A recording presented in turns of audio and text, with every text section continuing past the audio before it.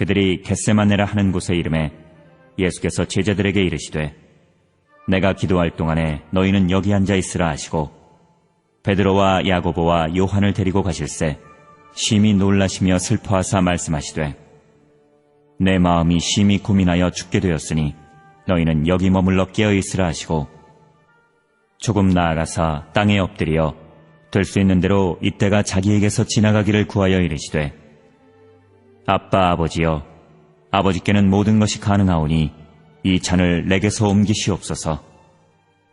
그러나 나의 원대로 마시옵고 아버지의 원대로 하옵소서 하시고 돌아오사 제자들이 자는 것을 보시고 베드로에게 말씀하시되 시몬아 자느냐 내가 1시간도 깨어 있을 수 없더냐 시험에 들지 않게 깨어 있어 기도하라.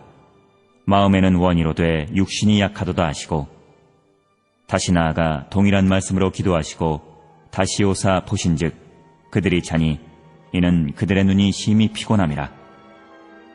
그들이 예수께 무엇으로 대답할 줄을 알지 못하더라. 세 번째 오사 그들에게 이르시되 이제는 자고 쉬라. 그만 되었다. 때가 왔도다. 보라 인자가 죄인의 손에 팔리느니라. 일어나라. 함께 가자. 보라 나를 파는 자가 가까이 왔느니라. 할렐루야. 오늘 새벽은 마가복음 14장 32절부터 42절의 말씀을 통해 육신이 약하도다 라는 제목으로 은혜를 나누겠습니다. 로마서 1장에 기록된 말씀을 보면 예수님을 하나님의 아들이라고 기록하는 동시에 다윗의 혈통에서 난 자라고 기록하고 있습니다. 그리스도, 즉 영혼의 구원자이신 예수님은 하나님의 아들로 신인 동시에 동정녀의 몸에서 태어난 사람입니다. 오늘 본문 33절과 34절에서도 예수님의 인간적인 모습을 기록하고 있습니다. 예수님은 심히 놀라시고 슬퍼하셨으며 마음에 심히 고민하고 있다고 기록하고 있습니다. 우리와 똑같은 육신의 모습뿐 아니라 감정까지도 소유하셨습니다. 다른 성경에 기록된 내용을 살펴보면 예수님도 눈물을 흘리셨고 피곤해하셨으며 배고파하셨다라고 기록하고 있습니다. 예수님도 우리와 동일한 성정을 가지셨기 때문에 십자가 형벌이 마음의 어려움으로 찾아왔던 것입니다. 자신의 잘못 때문에 감당해야 하는 처벌을 감당하는 것도 어려운데 인간의 모습과 감정, 통증까지 동일한 예수님께서 아무 잘못도 없이 십자가에 달리셔야 한다는 것이 얼마나 큰 두려움이겠습니까? 그럼에도 우리가 잘 알고 있는 것처럼 예수님이 이 땅에 오신 이유는 죽기 위해서입니다. 인류의 죄를 위하여 죄 없으신 예수님이 대신 죽음으로 아담으로 시작된 인류의 문제를 해결하기 위해서입니다. 그런데 죽기 위해서 이 땅에 오신 예수님이 그 죽음을 두려워하는 것으로 멈추지 않고 하나님께서 이 땅에 보내신 사명 자체를 거부하고 있습니다. 35절과 36절의 말씀을 보니까 조금 나아가사 땅에 엎드려 될 수 있는 대로 이때가 자기에게서 지나가기를 구하여 이르시되 아빠 아버지여 아버지께서는 모든 것이 가능하오니 이 잔을 내게서 옮기시옵소서. 그러나 나의 원대로 마시옵고 아버지의 원대로 하옵소서. 이렇게 기록하고 있습니다. 예수님께서는 어린 시절 잃어버린 예수님을 찾는 부모님에게 내가 있어야 할 곳은 아버지의 집이라고 하셨던 분입니다. 이미 여러 번 제자들에게 죽음을 예고하셨던 예수님입니다. 하루하루 주어진 사명을 감당하는 것도 쉽지 않았겠지만 죽음이라는 위대한 마지막 사명을 위해 끊임없이 기도하셨던 분이 바로 예수님입니다.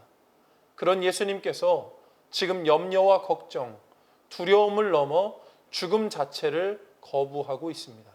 예수님의 인간적인 모습은 여기에서 멈추지 않았습니다. 오늘 본문에서는 십자가 사건을 준비하시면서 3번의 기도 시간을 기록하고 있는데 그때마다 제자들을 의지하는 모습이 기록되어 있습니다. 32절을 보면 처음 기도하러 가실 때에 너희는 여기 앉아 있으라 말씀하셨습니다. 그리고 기도 후 돌아오셨을 때에 제자들이 잠든 모습을 보시고 베드로에게 깨어 있기를 원하셨습니다. 그리고 두 번째 기도하러 다녀오신 후에 그들이 잠들어 있는 것을 보셨고 마지막 3번째 기도 후에는 모든 것을 포기하시는 모습을 발견할 수 있습니다. 우리는 흔히 신앙생활을 할 때 사람을 의지하지 말고 하나님만을 바라보라고 말합니다. 분명히 옳은 말입니다.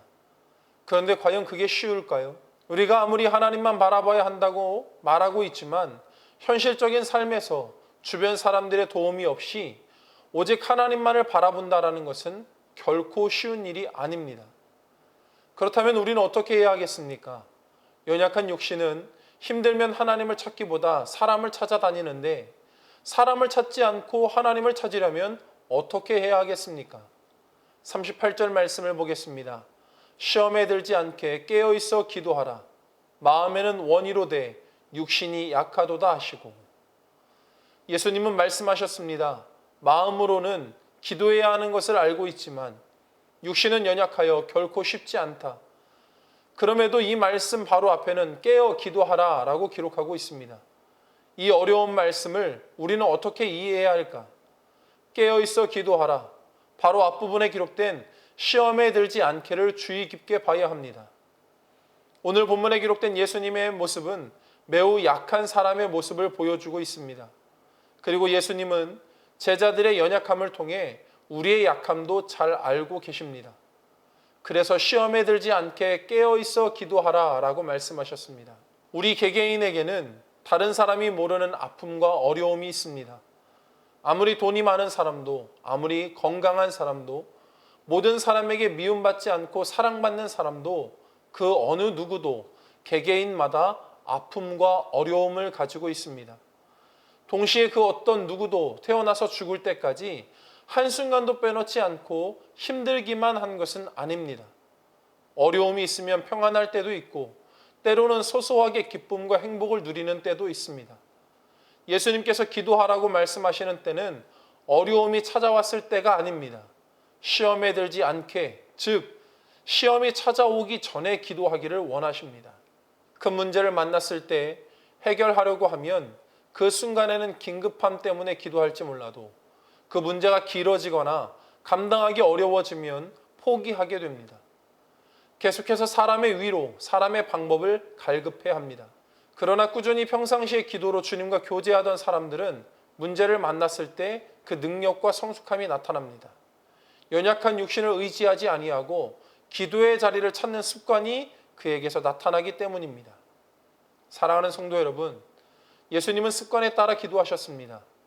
매일 수많은 사람과 만나 병을 고치고 말씀을 선포하고 종교 지도자들과 논쟁을 벌이며 피곤하셨음에도 불구하고 기도의 자리를 찾으셨습니다.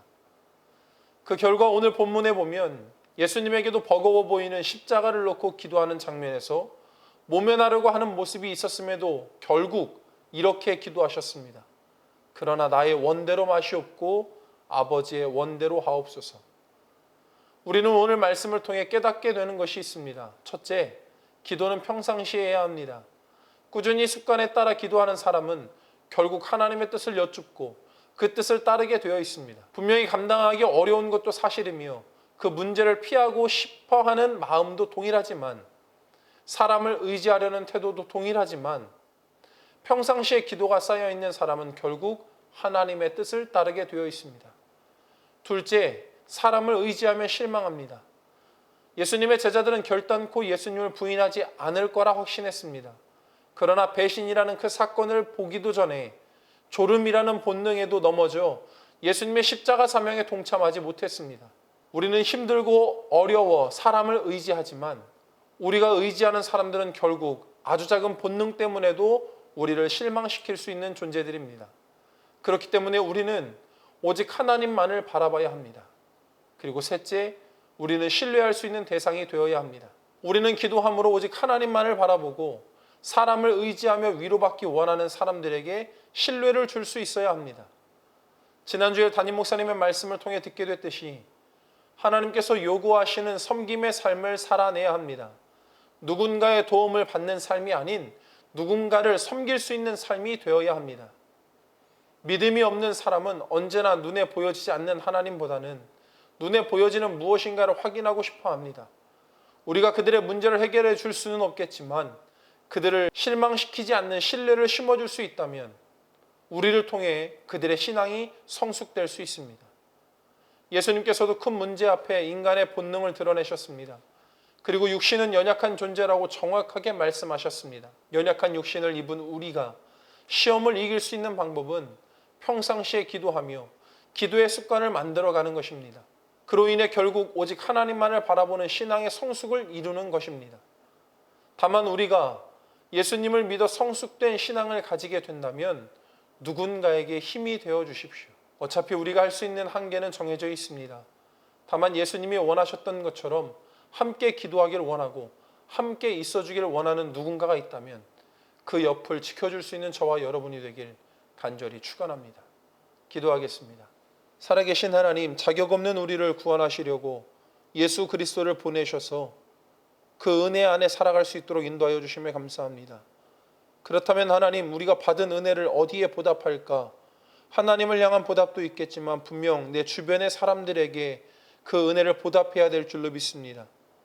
하나님을 사랑하듯 내 이웃 사람들을 섬길 수 있도록 도와주시고 신뢰받을 수 있는 그리스도인이 되게 하여 주시사 누군가 나를 향하여 의지하고 나에게 도움을 요청한다면 하나님 앞에 부르짖어 그들의 모든 문제 가운데 공감하고 함께 기도할 수 있는 성숙된 자들 되게 하여 주옵소서. 코로나 바이러스로 인하여서 너무나도 힘든 시간들을 보내고 있습니다. 하나님, 각자의 처소 가운데에 하나님의 말씀이 뿌려질 때 100배, 60배, 30배의 결실을 맺게 하여 주시고 속히 모여 예배할 수 있는 건강과 바이러스 퇴치의 모든 방법들이 나타날 수 있도록 은혜 베풀어 주시옵소서. 우리의 삶 가운데 동행하여 주시고 인도하여 주시는 예수님 이름으로 기도합니다. 아멘.